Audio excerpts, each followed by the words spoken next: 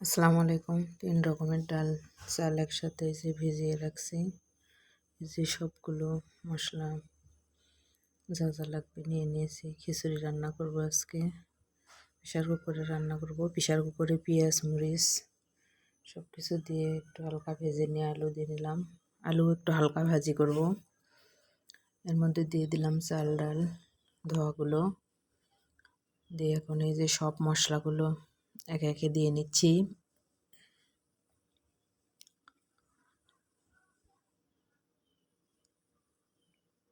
সব মশলাগুলো একে একে সুন্দর করে দিয়ে নিয়ে সব একসাথে মিক্স করব।